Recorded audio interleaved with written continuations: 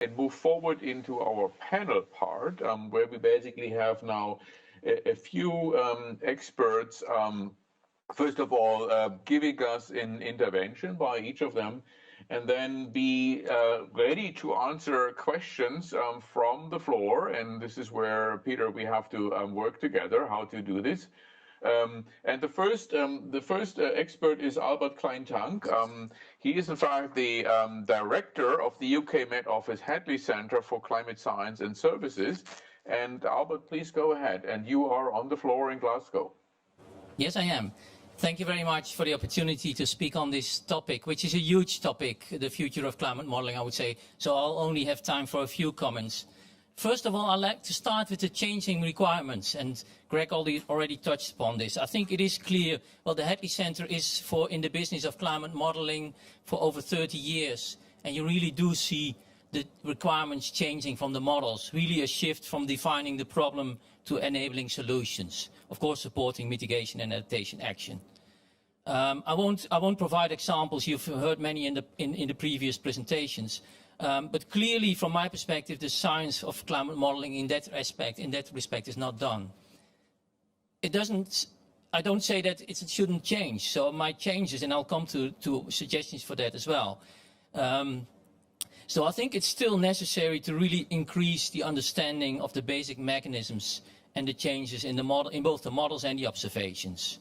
And that is crucial for these models to remain valid for the supporting adaptation and mitigation. First of all, let me touch on the topic of moving towards a more multidisciplinary approach. And I think Paul Monks, in his presentation and his announcement of this new partnership in the UK, he was emphasizing this multidisciplinarity. I don't know even if that's an English word, but okay. So he was emphasizing that, and I think it is really important from my perspective as well. Climate scientists, and we've heard it before, must really collaborate with experts in many other fields. Hydrology, agriculture, economics. There was a session before this on finance, so the financial sector. That is really crucial. And I think the partnership is our solution, or not a solution, but our initiative in the UK to make this happen at a national scale. I think many other countries have this partially or have initiatives in the same direction, and we can learn from each other in that respect. It is really a partnership about multidisciplinarity, but it's also a partnership to join up the modeling capabilities and the observational capabilities. Too often these two are separate domains, more or less, and we should join them more together. And this is really crucial if we want climate models which are evaluated and which are take the observational evidence together to inform the action on mitigation and adaptation. The third topic I want to touch on: are we really on track? Are we making progress with climate modeling? I think there is lots of developments, exciting developments in the modeling, which I will briefly mention. So increased resolution, Greg showed a very good example. So that means that we can, with the newest generation models, improve the global water cycle, better prediction of storms, so crucial for extreme events like Greg was already mentioning. I think another example is he also mentioned the Earth system model, so complexity in the models. For instance, modeling the ice sheets, crucial for sea level rise and for future climate. Definitely something we need to bring in as well. And in the seasonal forecast, one of the crucial aspects is the ensembles. So we want to know how certain are we about the future. So the number of simulations we can provide, also crucial. What for me is a difficulty leading such a center is we cannot do everything. And I think in every center that will be a crucial question. Where do we focus? Where do we set the priorities? We have a limited computing resource, but maybe even more important, we have a limited human resource. It's very important that we aim to develop, I would say, evidence-based approaches to how our future path of where we navigate between resolution, ensemble size, and process complexity.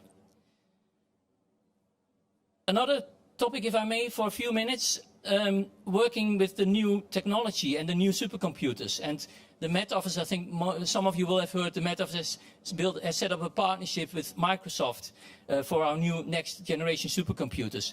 That will mean a lot of additional work to make these computer models, these climate models, fit for purpose and fit for the future generation of supercomputers. And that's a lot of technical work. But as Peter Stott reminded me yesterday, let's not forget about the thinking and the developing the science alongside. So it should not only be a technical exercise, these new supercomputer and exascale modeling systems. Maybe one thing to mention as well is digital twins. I think machine learning and artificial intelligence was mentioned earlier. Digital twins of the Earth, that's the new, the new topic where a lot of people are very excited about, including myself, because it really fulfills part of these ultra high resolution desires and requirements for the models. And like the EU Destination Earth initiative is really focusing on that. But I think for me it should definitely go beyond traditional climate modeling, because we already do a lot of these very high resolution modeling. Greg showed an example. We have in the UK, we have examples of very high resolution global models, regional models over large domains. So we do see that they bring more processes, convection permitting models in particular. They bring in more processes, they increase the risk assessment of extreme events in particular. But I don't see this digital twin development, I don't see it really solving all the problems in the next 10 years. The action we need to take is in the next 10 years mainly. So we need a hierarchy of different climate models, more complex, less complex. For instance, Earth system models linked to integrated assessment models for exploring the mitigation options, supporting carbon budget estimates, etc. It is really about this hierarchy of models which is crucial, I think. And where I see the added value of digital twins is when we link the more traditional climate models with the other domains. If you data from other domains and data from vulnerability and data from exposure, and if we are able to link this together, there's where we can use machine learning and AI to do this, and that's where digital twins really have an added value in my perspective. And the very final point is on CMIP, because CMIP is debated a lot, and Greg mentioned this model intercomparison initiative.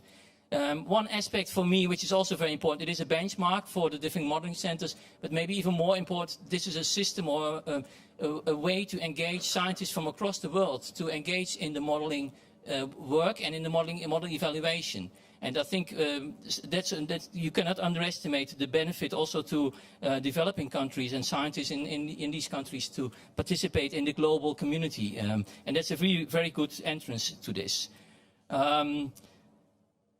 Good. One quote. You need to come to a close. Yeah, I come to a close. I come to a close with someone from the Met Office Center you know very well, Castinia. She was telling me, please do emphasize that we need to bring the different data sets together, from the high resolution models, from the lower resolution Earth system models. This is really the crucial aspect of a future of CMIP. How do we do this? How do we bring these sources together?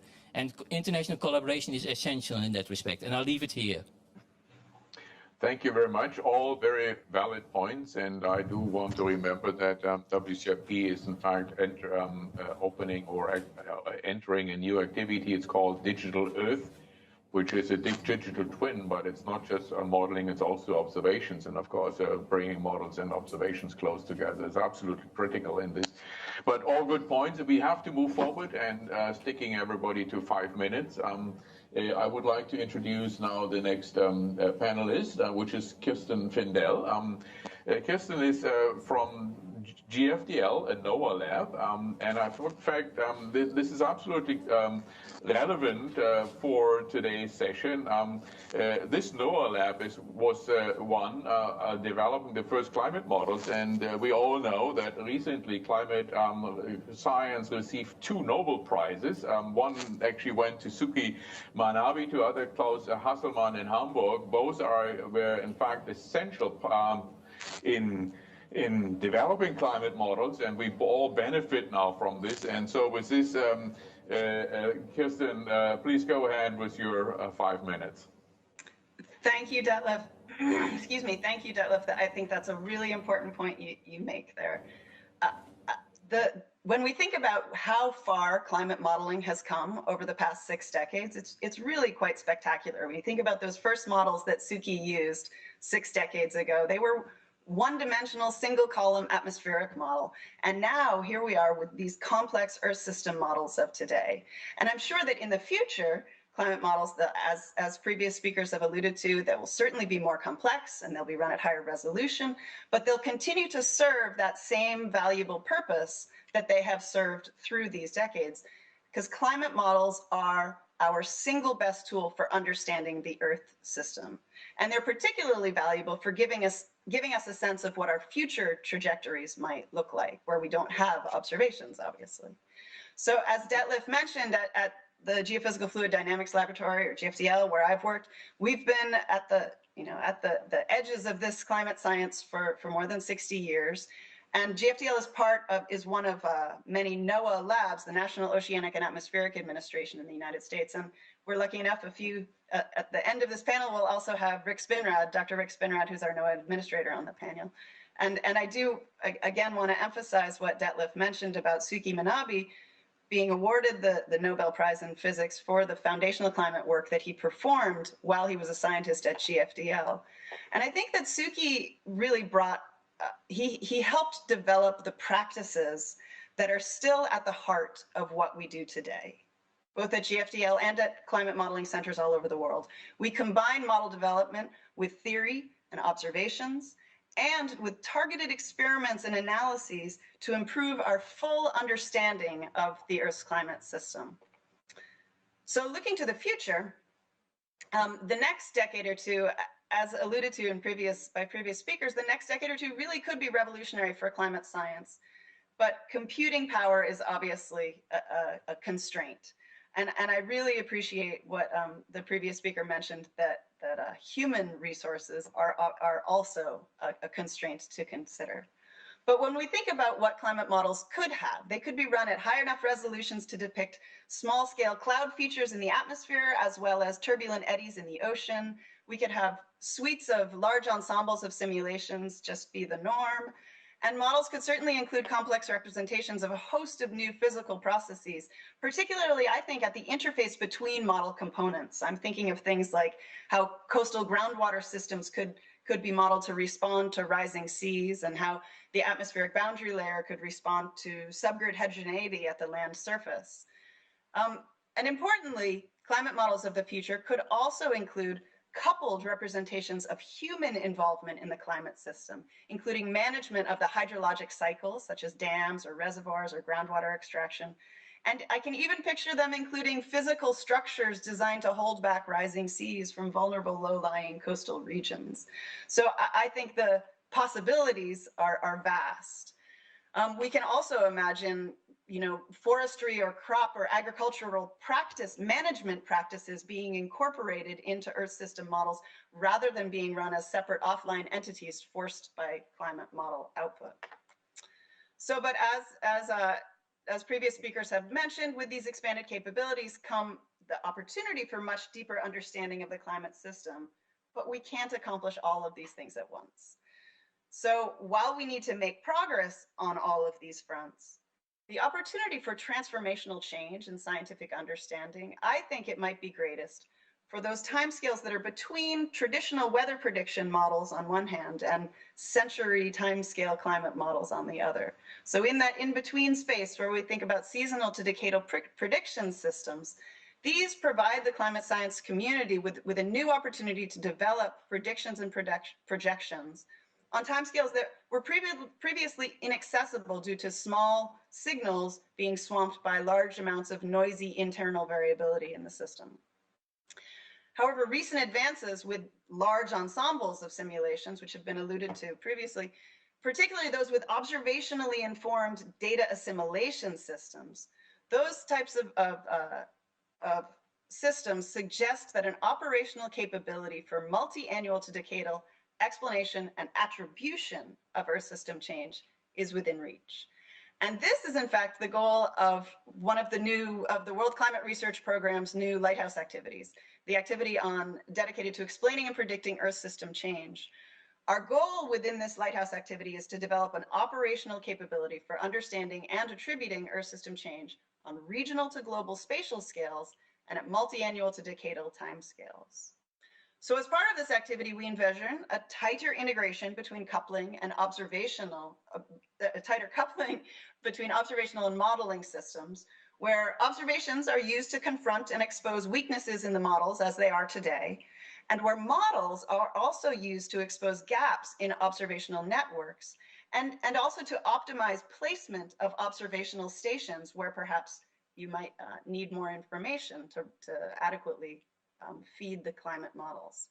So we also aim to understand how large-scale changes in the Earth system, how they develop and propagate, and how these changes could impact risks of hazards like tropical cyclones or multi-year droughts. And additionally, and importantly, I think, we want to determine what physical signs might be robust early indicators of such events.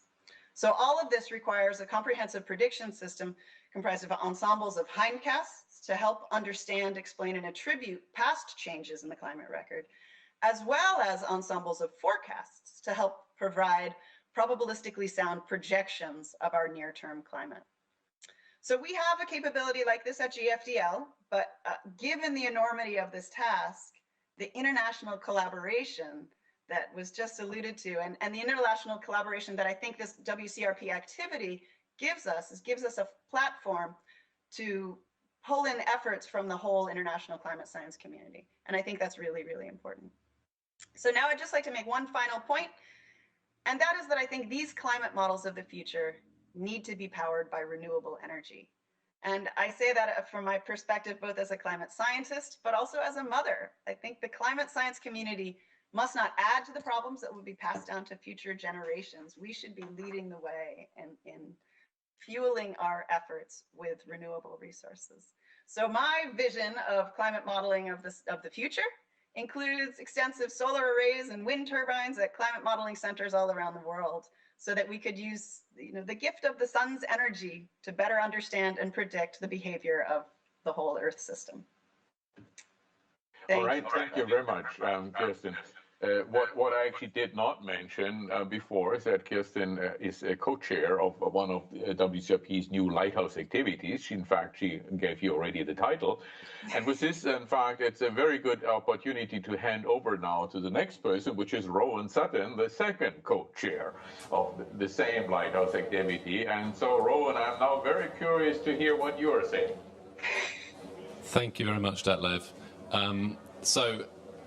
Coming at this stage in the proceedings, not surprisingly, quite a few of the points I would like to make will reinforce points that have already been made, but I would like to sort of highlight a few perhaps distinctive aspects as well. So this conference, this whole COP26, is all about high ambition. So I think a critical question for this session is, what does high ambition look like for the future of climate models? What can we do to maximize the contributions of climate models and climate science to addressing the climate emergency? And this is all about picking priorities, as Albert highlighted. And some of these choices around priorities are not easy. So I guess I'd like to share my personal views about what some of the right priorities might be. So with that context, I'd like to make three points. Firstly, I think we need to move away from the idea that all climate models are useful for all problems. We need to be more focused than that. We need to focus on specific user needs and what are the right tools and strategies to address those user needs, and what are the key scientific uncertainties that are relevant to the decisions of particular users. So in broad terms, I think we know what the user needs are when we think about both adaptation and mitigation. Essentially, the needs are firstly for risk assessment, and particularly assessment of high impact risks. Secondly, for early warning, as we heard about from the many examples from ICPAC. And thirdly is the evaluation of options, adaptation options, mitigation options. Are these options likely to work? Will they deliver what we would hope? So these are the user needs. We kind of know this. What are the key uncertainties? Well, the big cross-cutting uncertainty is, what is the climate system's response to greenhouse gas forcing? Now, we know a lot about this, but we don't know enough. And we have to say this very, very clearly. We know a lot, but we don't know enough. In particular, we don't know enough about the changes on regional scales in atmosphere and ocean circulation, and changes in extreme events that are critical for hazards. So this is a key uncertainty that is of cross-cutting relevance to almost all the user needs. So we've got to target that and do what we can to accelerate progress as much as possible. So just to sort of elaborate a little bit further, for adaptation, of course, what we care about is local change particularly, and extreme events, and those are often conditioned by atmosphere circulation, ocean circulation. For mitigation, we care particularly about global change, the possibility of nonlinear changes, tipping points, the possibility of new feedbacks that we haven't understood. So these are some of the key aspects we need to advance understanding of. So what strategies and priorities should we have? So I would like to highlight four priorities. Firstly is the challenge of global storm resolving models, which many people have highlighted. So our current models do not resolve convection in the atmosphere, which is a critical process on kilometre scales, and it interacts with all other scales. Similarly, they do not resolve ocean eddies and boundary currents adequately. And these two weaknesses together come with big uncertainties for our predictions about regional and local scales. So we need to develop storm resolving global models. And that's a grand challenge, and it's incredibly important. It will require international collaboration. It's very, very computationally demanding. So we need to do that. That's one strand. But we have to also be very clear that this isn't a silver bullet. In particular, it's not a silver bullet because it's so computationally demanding. We will not be able to do the large ensembles that we heard about from Greg, for example, and Albert, that we need to quantify risks at the kind of resolutions that we're talking about for storm resolving models. We won't be able to do that anytime soon.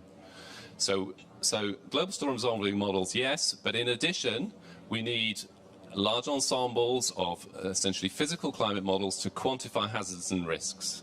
And that does involve some compromises between resolution and ensemble size. But that's the second strand that we need. Thirdly, we continue to need global Earth system models to understand the full range of feedbacks in the system, and crucially to evaluate mitigation options, for example, around land use change. What feedbacks might they trigger? Could they really work? Or changes in short-lived climate forces. These global Earth system models are the only tools we have to explore some of the potential feedbacks and tipping points, and we need to continue to develop those. So that's the third strand.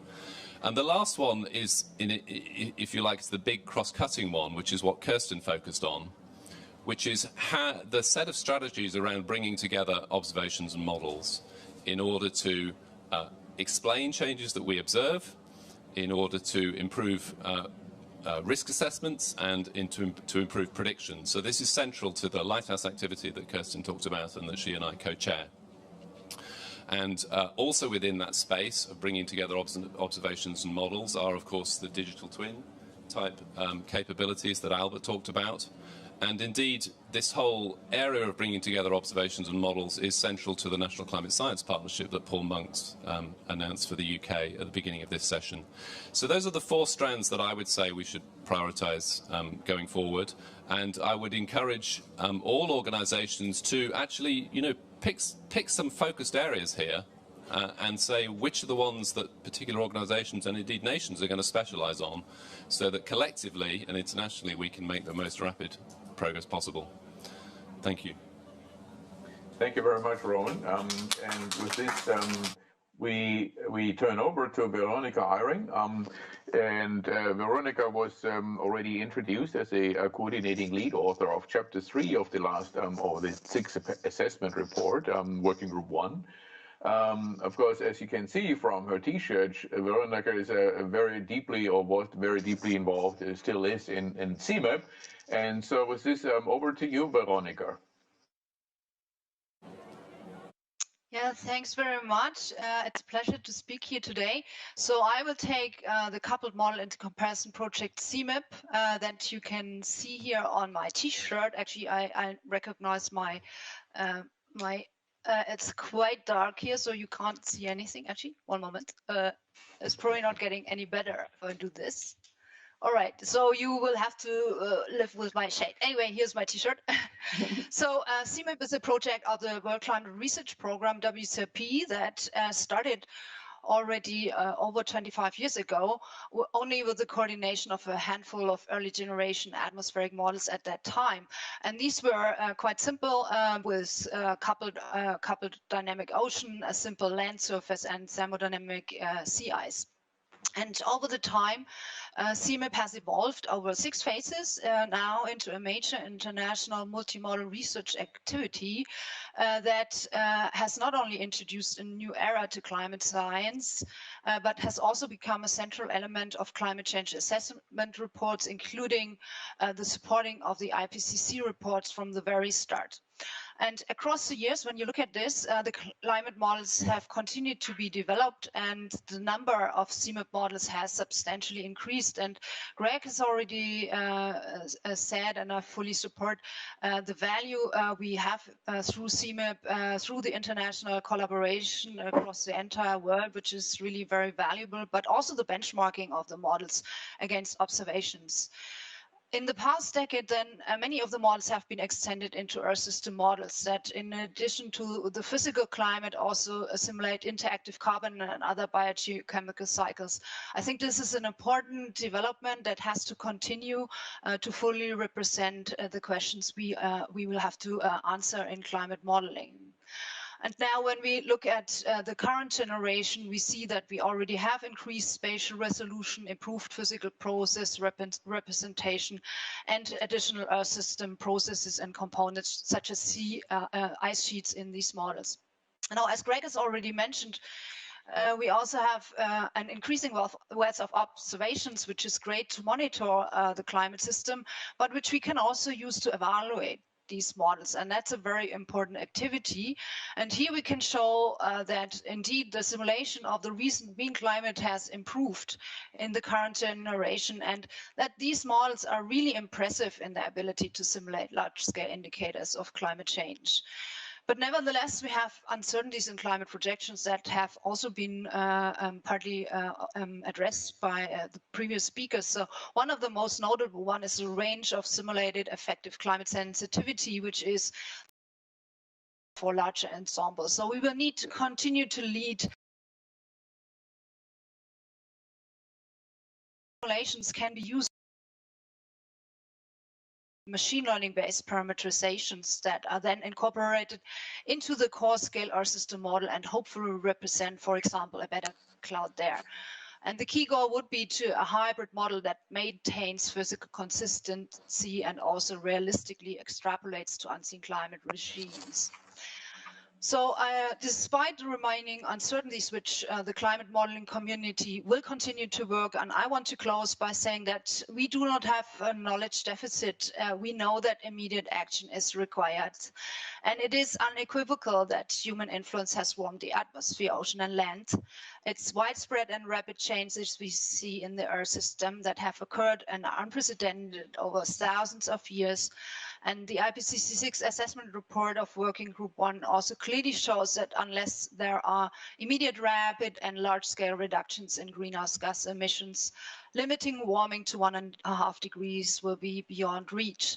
So I personally really hope that the science is heard at this conference and that immediate and sustainable measures will be agreed. Thank you.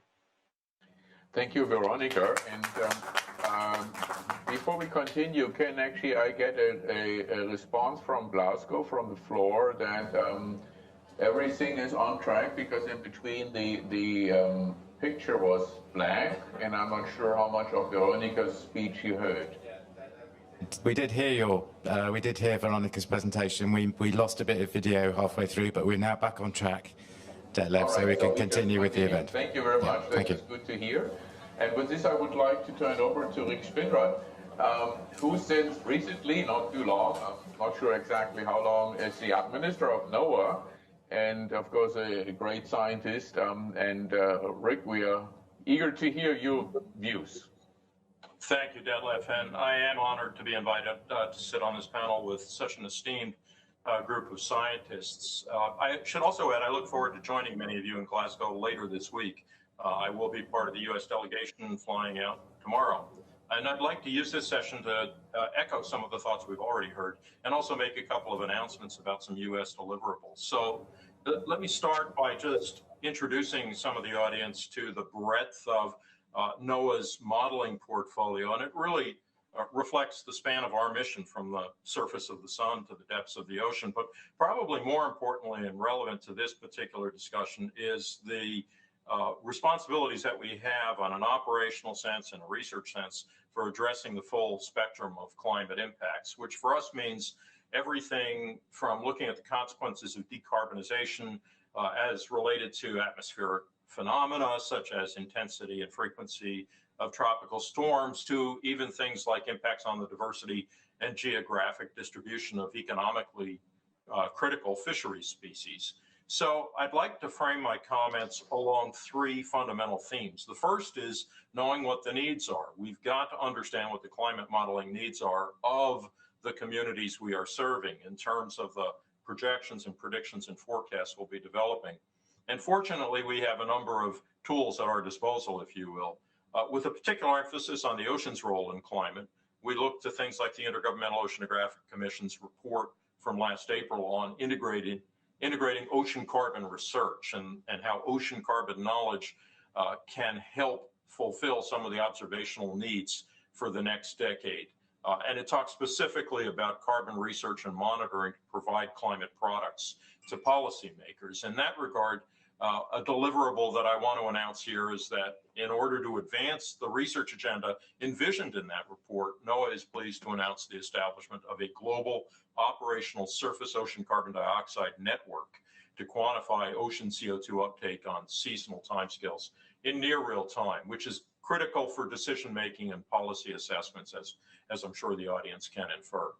Similarly, there's another deliverable we'd like to share with you, and that is the complement to that first deliverable, which is a new tool within the World Ocean Database to increase the accessibility, usability, and aggregation of global ocean carbon data that NOAA and the IOC's International Oceanographic Data Exchange are undertaking. So between the data access and the carbon dioxide network, we should be able to contribute strongly in terms of the ocean's role in climate change. And when we're discussing modeling needs, we also need to focus on the end users and the customers, which means identifying climate vulnerabilities. And there's a strong equity lens in doing that. Make sure we're engaging with the communities that have historically been underserved and are most vulnerable and are on the front lines of climate impacts.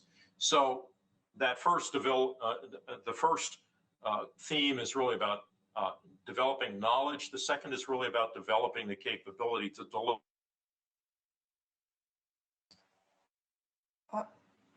Best models in the world aren't enough. We need to make sure that the deliverables are usable, which means a lot of co-development. It means using traditional ecological knowledge. It means understanding the challenges of things like coastal resilience. And so the third deliverable I'd like to announce is that NOAA, in conjunction with our partners at the U.S. Geological Survey, the Environmental Prediction Agency, NASA, the Army Corps of Engineers, and the Federal Emergency Managers Administration, are engaging in some scientific collaboration to enhance the sea level rise state of science by providing some foundational scientific input for the United States' 5th National Climate Assessment, and really advancing coastal resilience relevance of planning, emergency planning, and design of coastal infrastructure.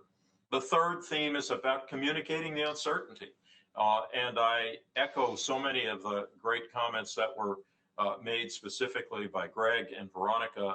I mean, uncertainty is an inherent part of all of the predictions and projections, and understanding that is going to be an important tool in how we make information available to users. In discussing this, for example, with the reinsurance industry, they talk about transferring risk by understanding stakeholder liabilities. And the role of CMIP, as we just heard from Veronica, is critical. We've got to improve quantification of uncertainty in the climate models and projections. The focus that I'd like to emphasize in that regard is, as you heard from several speakers, on regional variability. Whether it's sea level rise magnitude and being so dissimilar at various locations, or as Rowan alluded to, the storm resolving local models. And communicating these kinds of uncertainties and variabilities is particularly important. Kristen emphasized the role of multi-models and ensembles. I can't emphasize strongly enough that particular aspect of communication is going to be important. And I second Veronica's invoking machine learning as a key tool. We have to more accurately quantify uncertainty in the initial estimates of the model system.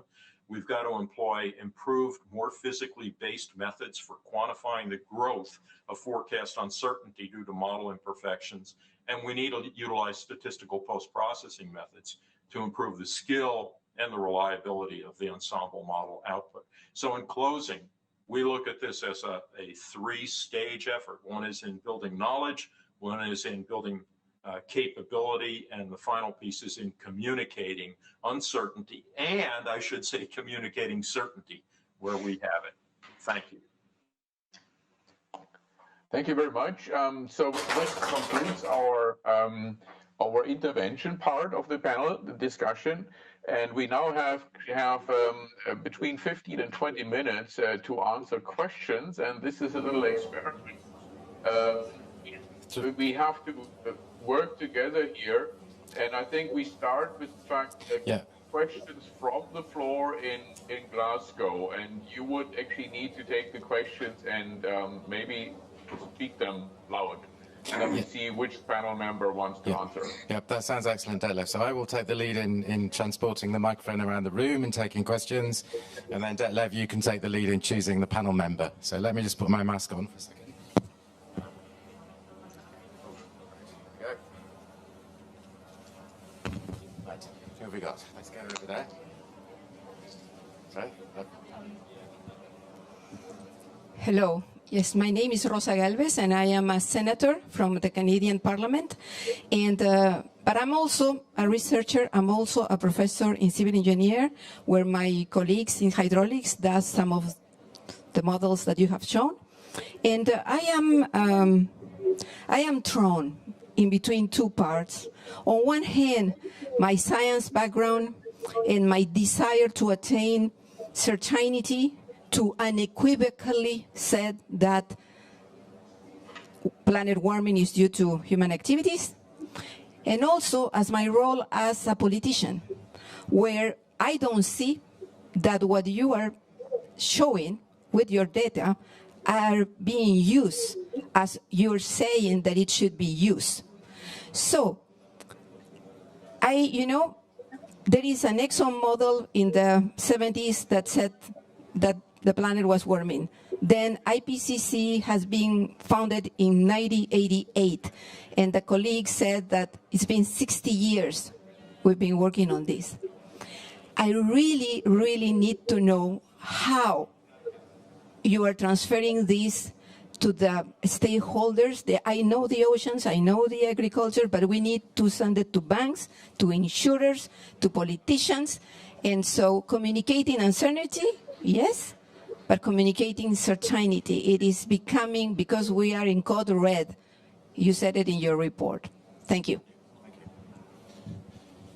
Yeah, thank you very much. This is an excellent question. And in fact, the first report on the expected impact of humans was from '79.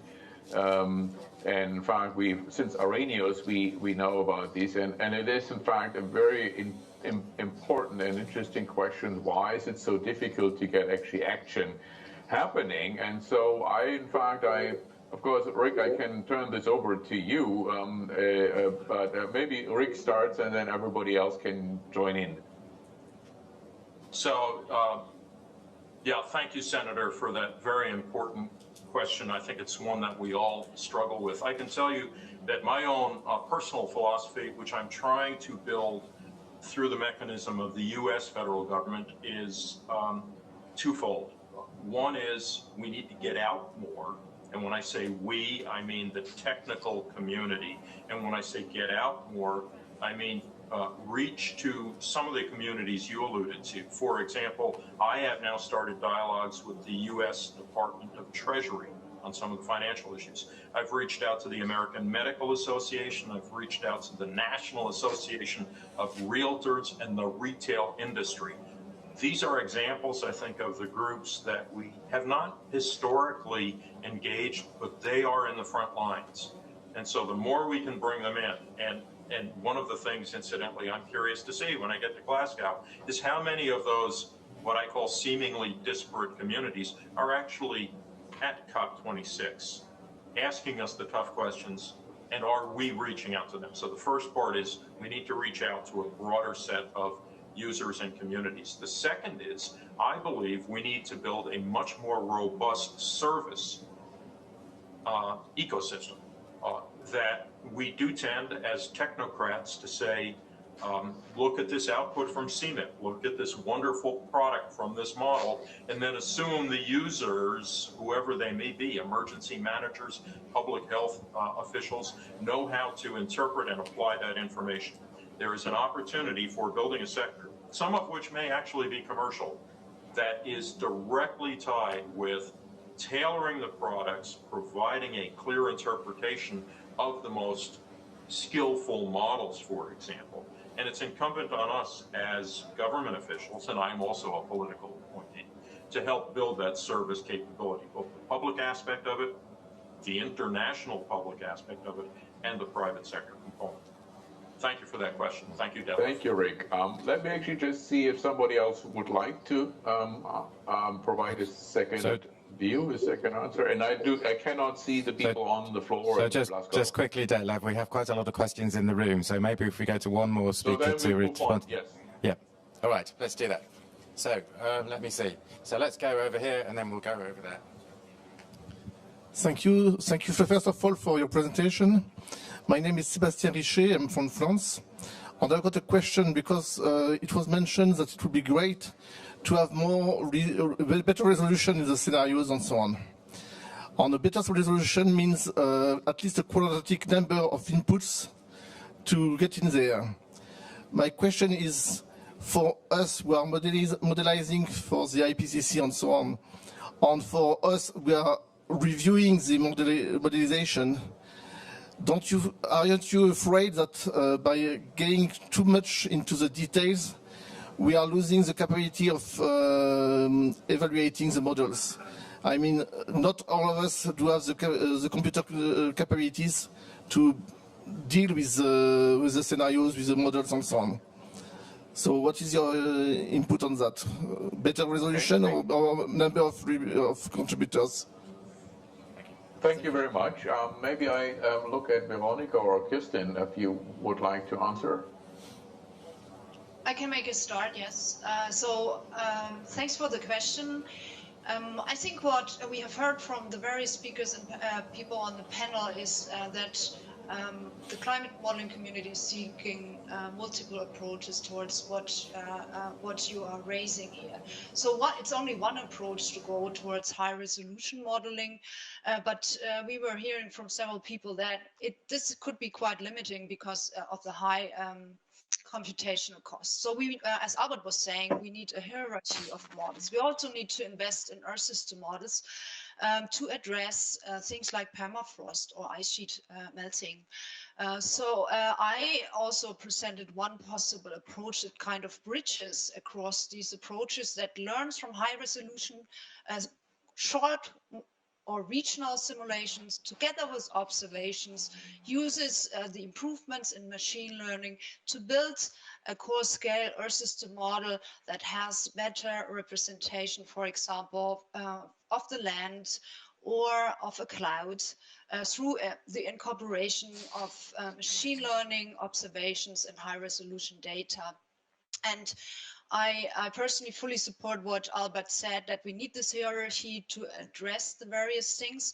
And I just before I give over to Kirsten, maybe want to also add that in the IPCC report, we have developed methods that combine observations and climate model simulations together with an improved assessment of the climate sensitivity from observations and paleo to come up with really robust projections for the IPCC report. And I think all these lines will be continued and will hopefully address the questions the climate modeling community will need to address.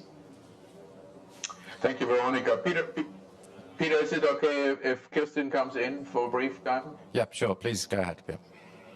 No, I'll just make a very quick addition to what Veronica said. I fully support everything that she said.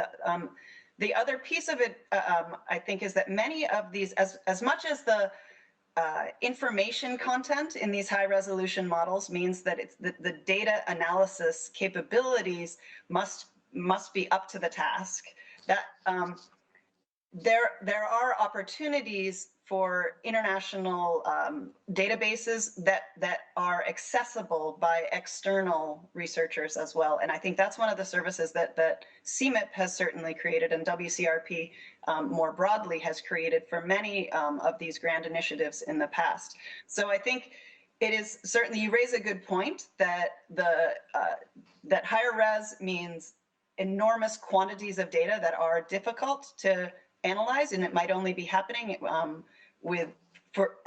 by people who have the computing resources to tackle such a large problem.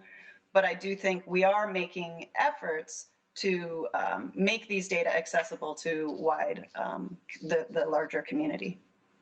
Thank you. Peter, over to you. Yeah, okay. Next question from yeah. the floor. So just to let you know, Detlef, I have 3 questions lined up. If there's anybody else. Yes.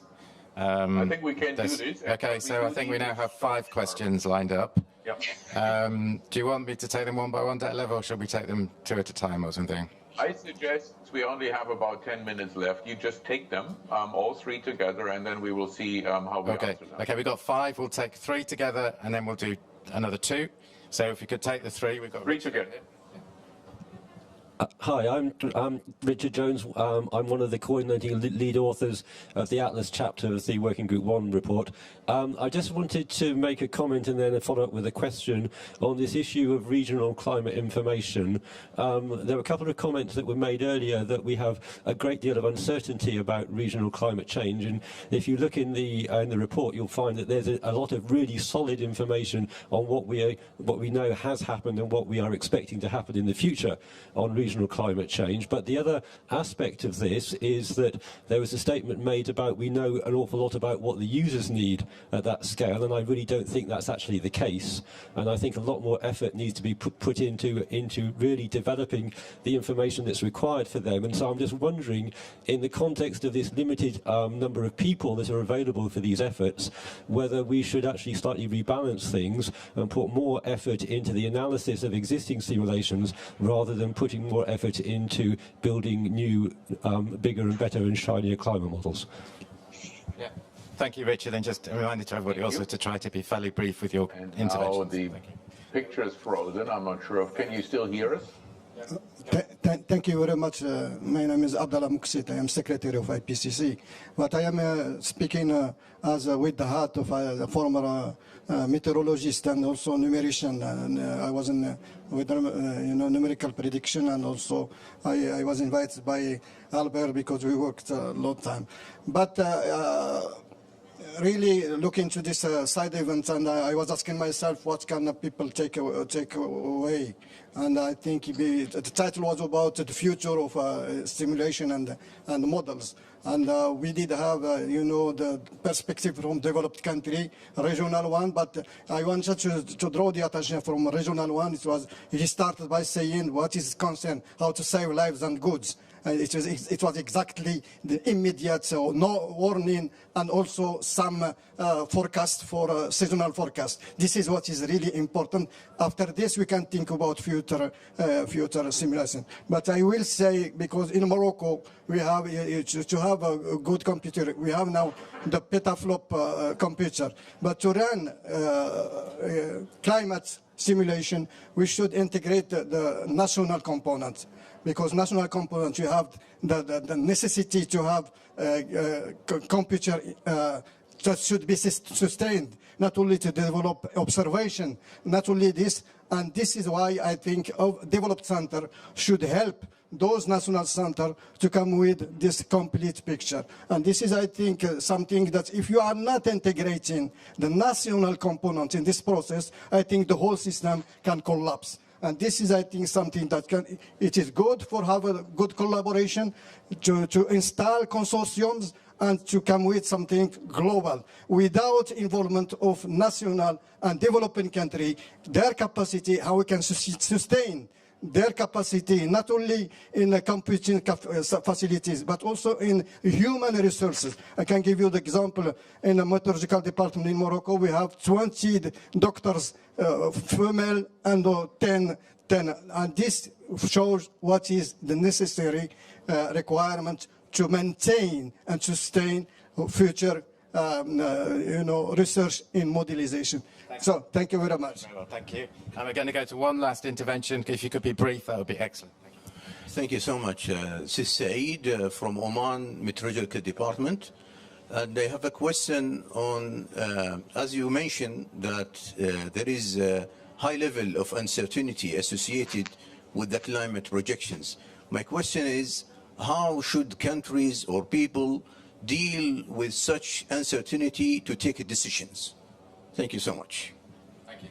So over to you, Detlef, to choose the respondees. Yeah, thank you. So we have essentially three aspects here. One is the question: how many model runs do we need, as opposed to should we look more into the existing model outputs? We have the point of integrating national components, and I think this is a very valid one. And then the last one that maybe is freshest in all people's mind. And I was wondering, Greg, you're not really part of the panel, but you still might have a view on the very last point. Maybe you want to start. Okay, thank you.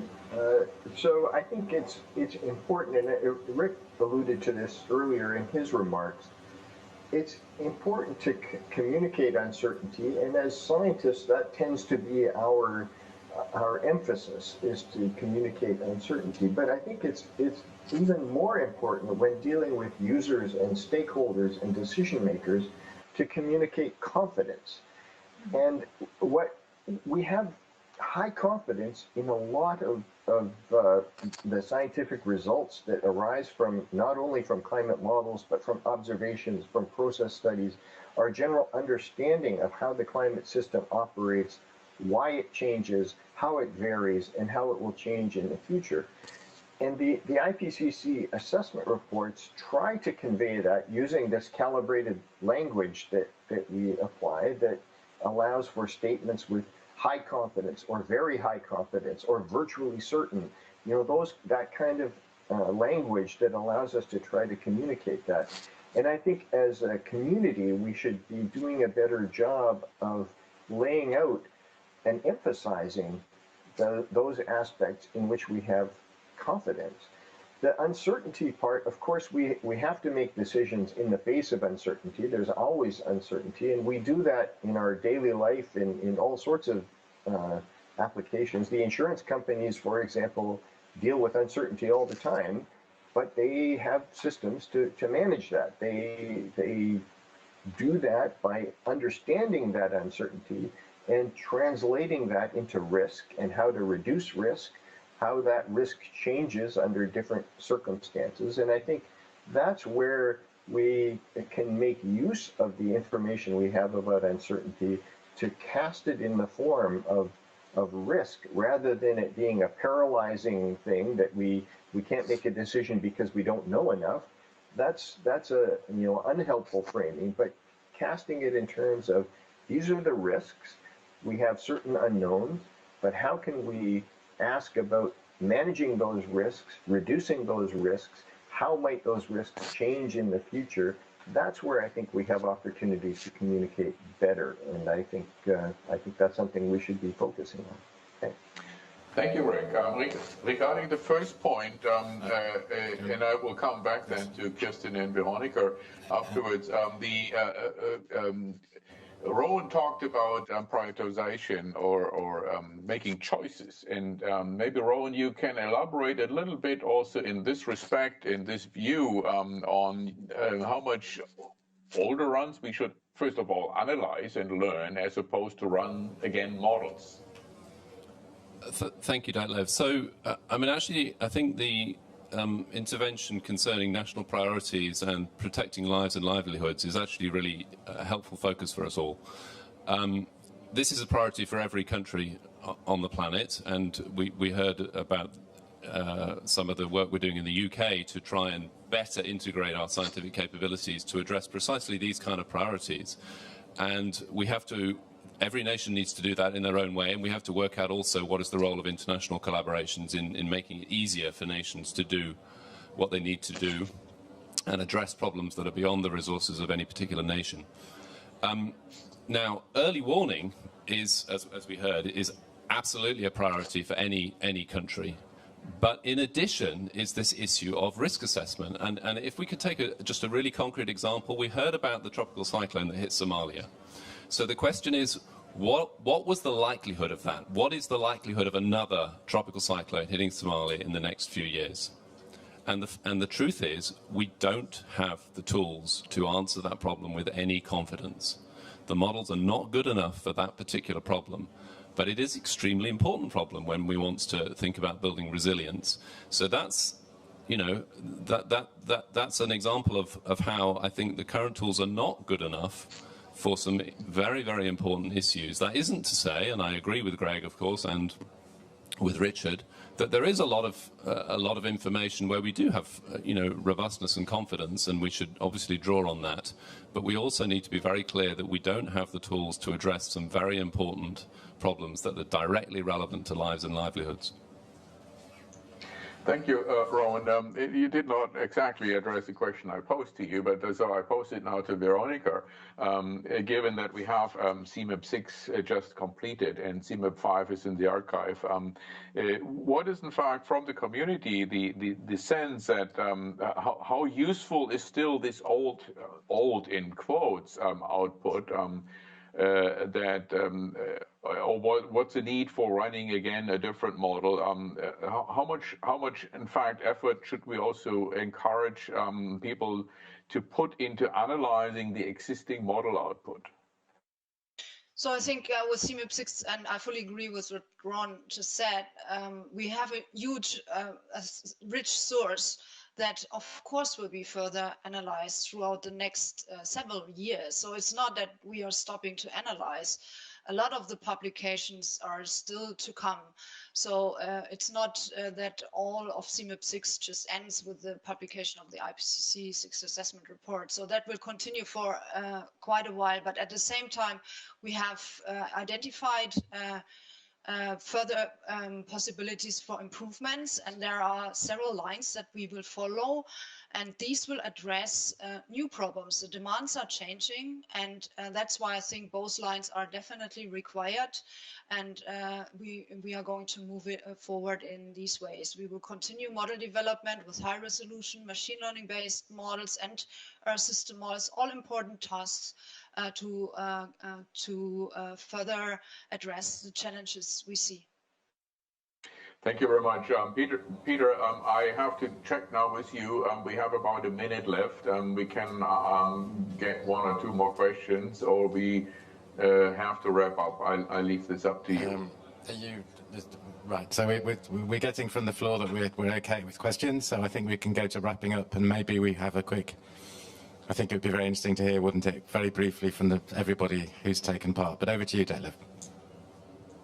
Thank you very much. And so this, it is actually now, 4 o'clock, I guess, in the UK. I would like, first of all, to start the wrapping up by thanking all the speakers and all the panelists for the contribution. I think these were very important points that we heard, various different aspects of future climate modeling. I guess it is true that there's a lot of technical development required for the future. This is technical in the sense of model development, including more physics, including more dynamics. But in fact, given the hardware changes in the future, I think we really have to spend efforts to make the existing or the future model codes runnable on the future hardware. I think we should not forget this. Doing an exascale computing does not just come from the shelf. It's actually cutting edge informatics science that we have to develop. On the other hand, the other part of the spectrum, I think it was really clear. I think we have to talk about a kind of a co-development of climate modeling in the future, where the users are being asked right from the beginning what they need, that this can be addressed from the results that we produce, and not here after the fact, well, it's nice to see this number, but this is not what I'm interested in. And I think all the contributions here today really spanned everything in between. And so it is clear that climate modeling will continue to play an extremely important role in the future, more jointly and merged with observations, and that maybe had been the case in the past. But it is our experiments, it's our tool, it's our exercise that we can use to really understand the climate system in the future. So I think the importance of climate modeling down to the regional and local scale where decisions will be made, and the required information for this will grow even more than this had been the case in the past. So this is, we need to come to a close. Our time is up. And thanks again, everybody speaking, giving interventions, everybody listening. And thank you very much, and a good day and a good evening. Bye-bye. And thank you. Yep, thank you to you, Detlef, as well. And thank you, everybody in the room. Thank you.